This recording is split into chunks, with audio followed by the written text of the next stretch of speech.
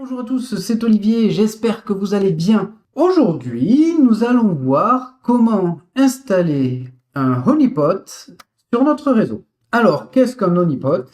Un pot de miel dans la langue de Molière. À quoi sert un pot de miel? En fait, tout simplement, un pot de miel, ça attire les mouches. Et en fait, c'est ce que l'on va installer. On va se créer une petite machine. Alors, j'allais dire VM, mais pour le côté pratique, ça va être un LXC sous Proxmox.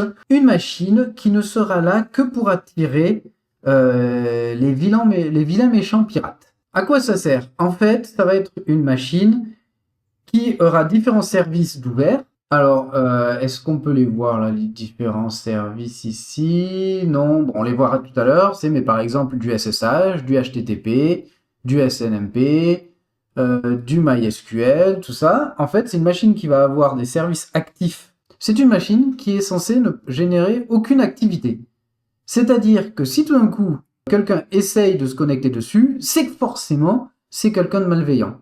C'est des machines, on laisse ça dans un coin et on n'y touche pas. À la moindre activité, et c'est là où c'est intéressant, c'est que s'il y a une activité sur un de ces services, alors on va recevoir une notification. Ici, je vais vous montrer une notification pour le recevoir sur Discord.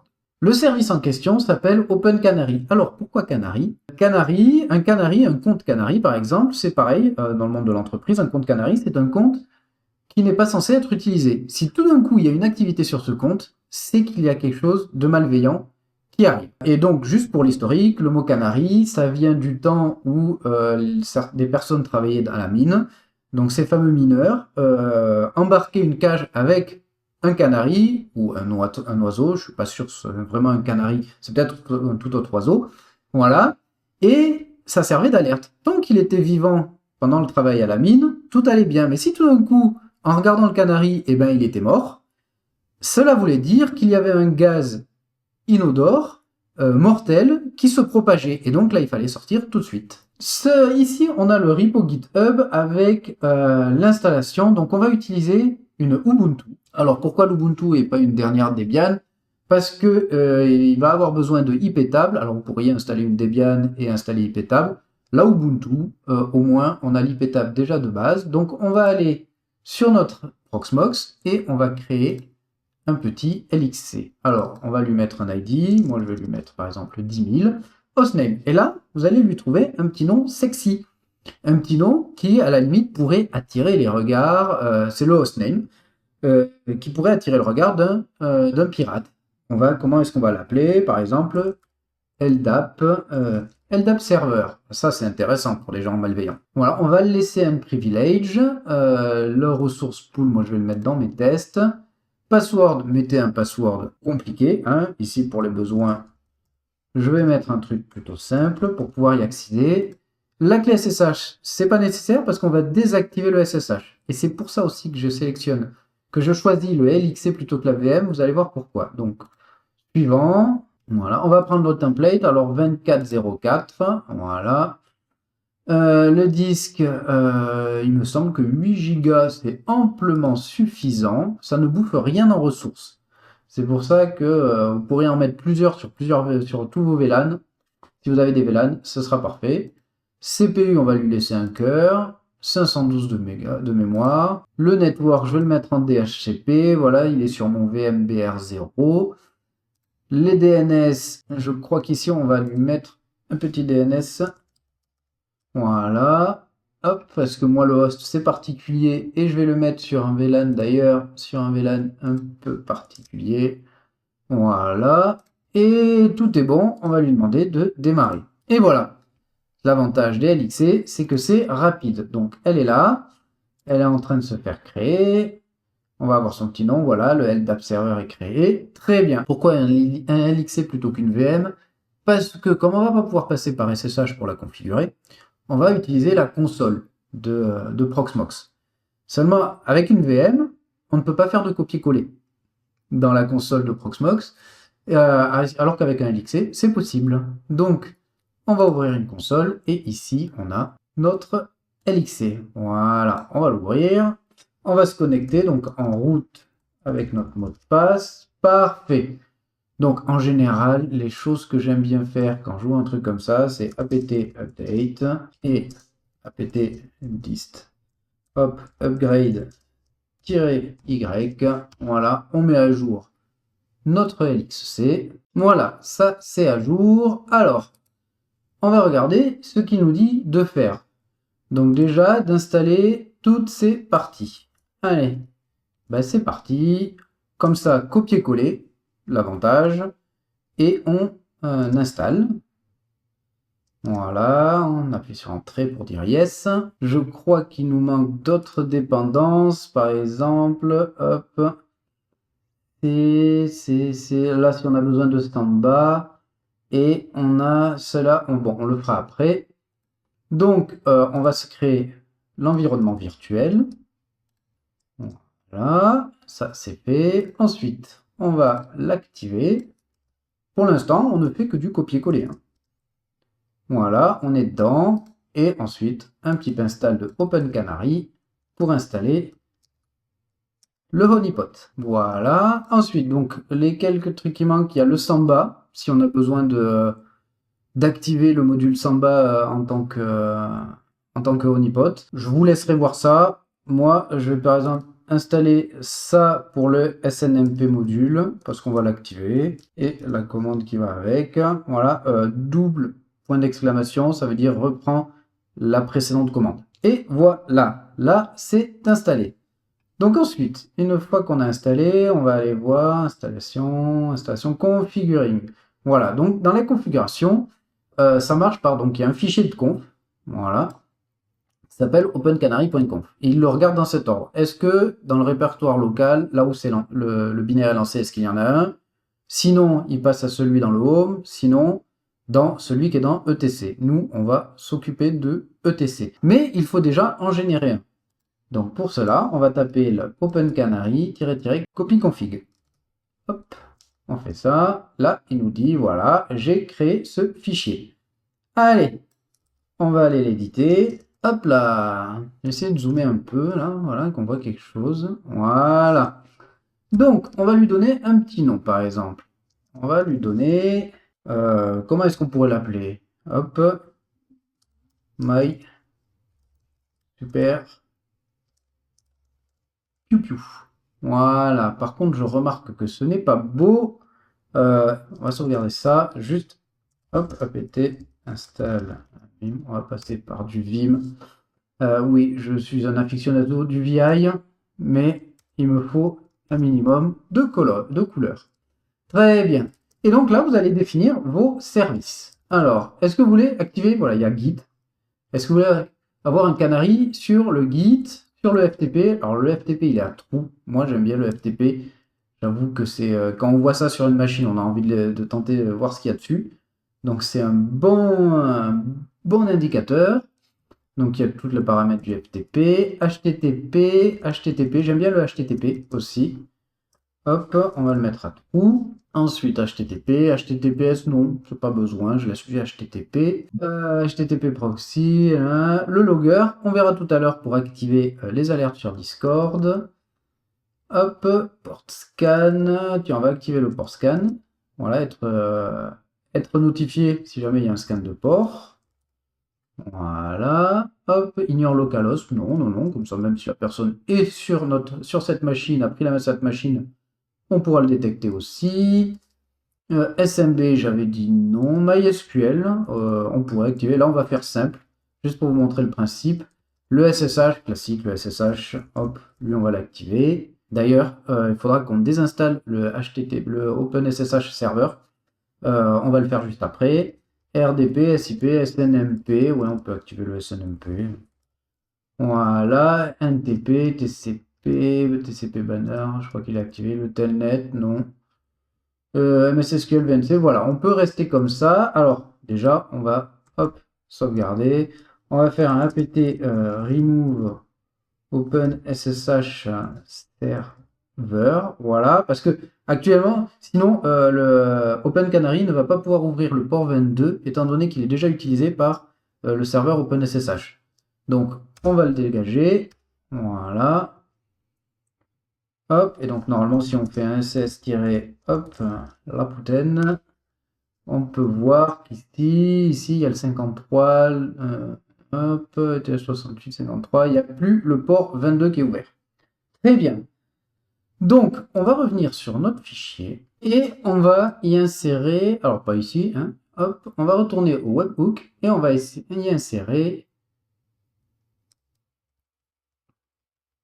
hop, ici dans Handler, voilà, dans les handlers, ici, hop, on va y insérer un gros webhook. Alors, hop, ici, il nous faut une virgule. Voilà, alors vous avez tout dans la doc. D'ailleurs, si je vous le montre, ici, là, vous avez un opencanary.org. Ici, vous avez une doc pour avoir les HTTP webhooks. Voilà, ça se customise assez facilement, je vais dire. Je vais vous montrer comment moi, je l'ai customisé. Ça va utiliser la classe Canary Logger Webhook Handler. Ok, là, on va mettre notre URL Discord. Alors, j'en ai créé une pour l'occasion de la démo. Hop,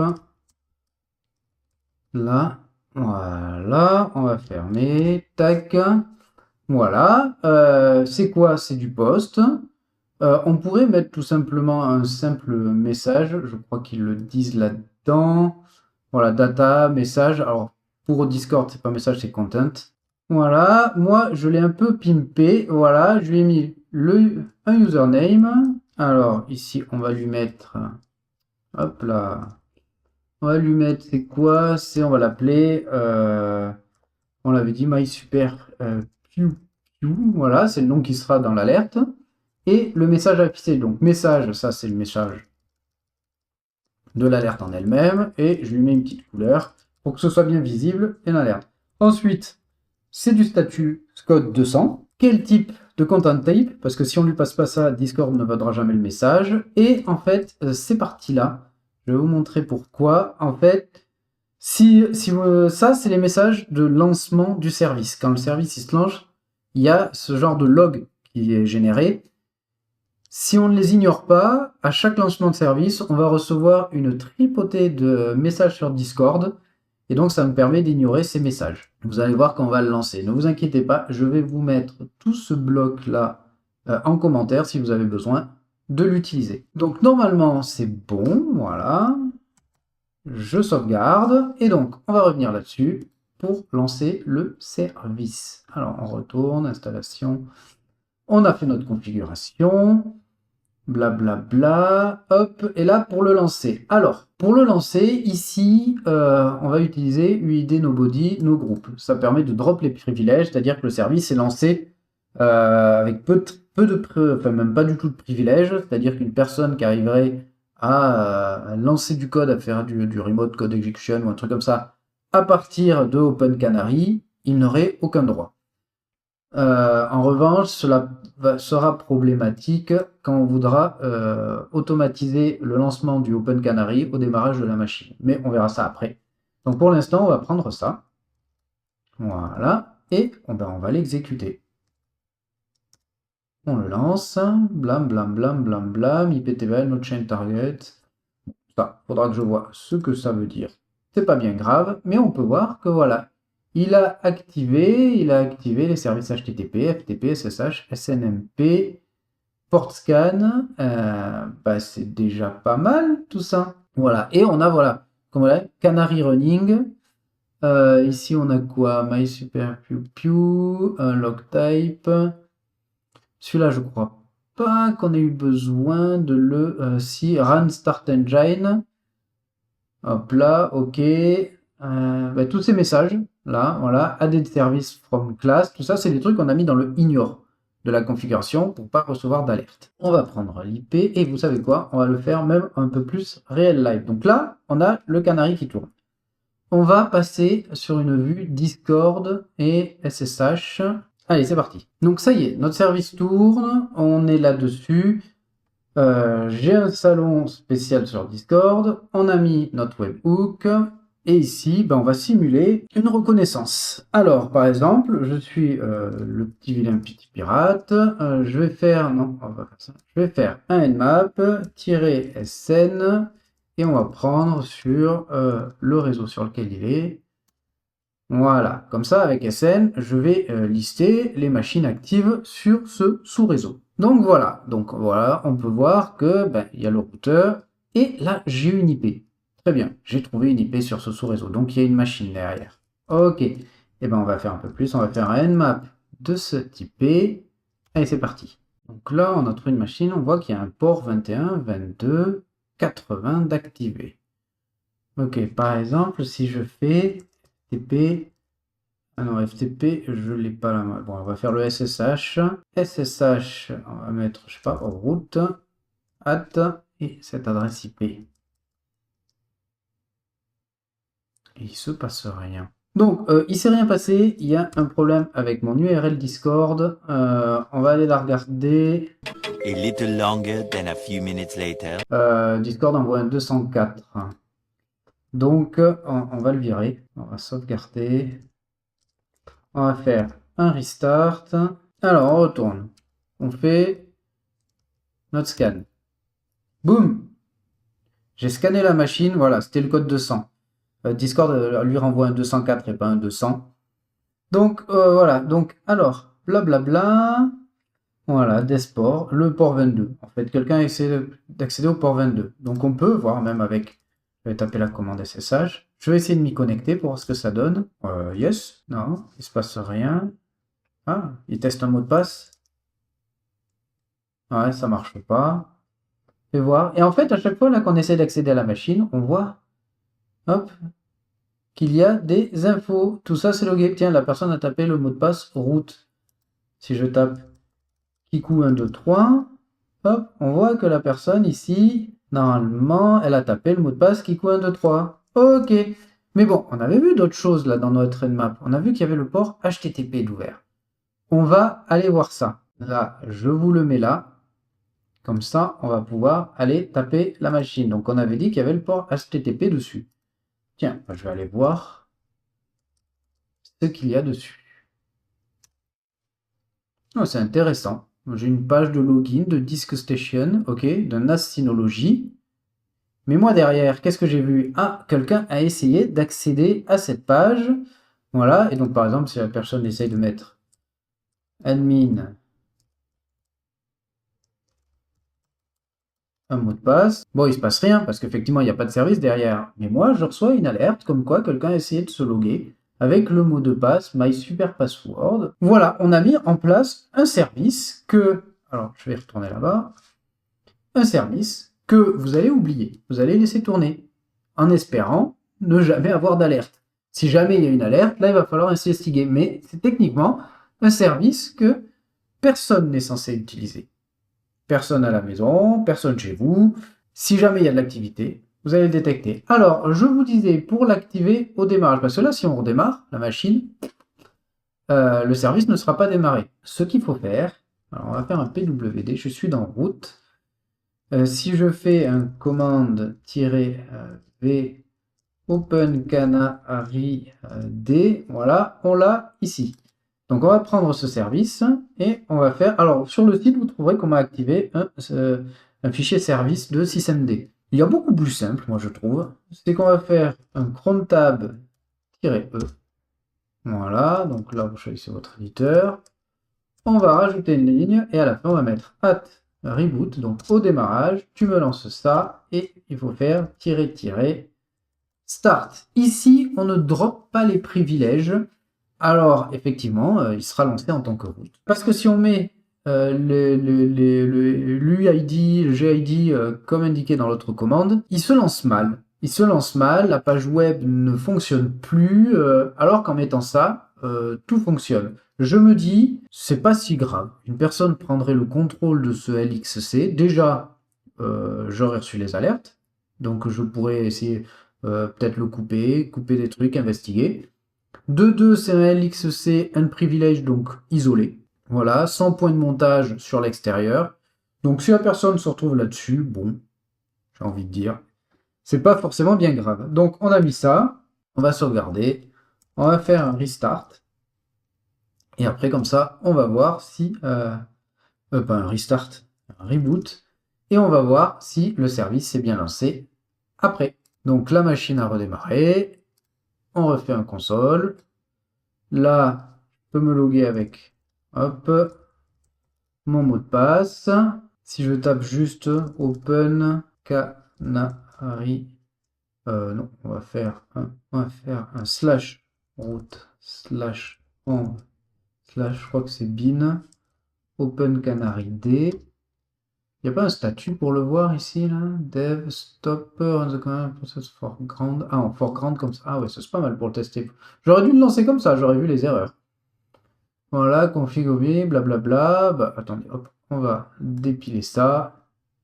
Et on va faire un ps-x, par exemple. Est-ce que je l'ai là qui tourne? Voilà, il est là. Python twisted D open canary. C'est-à-dire que là, si je retourne là-dessus et que je rafraîchis la page, elle fonctionne. Voilà, le service est lancé au démarrage. Et enfin, on peut aussi regarder, voilà, le truc niveau processeur, bon, on est à 0% pour l'instant, donc il n'y a rien qui tourne. On est à 120 mégas sur les 512, donc on pourrait même le diminuer, mettre 256, même 200 mégas de RAM.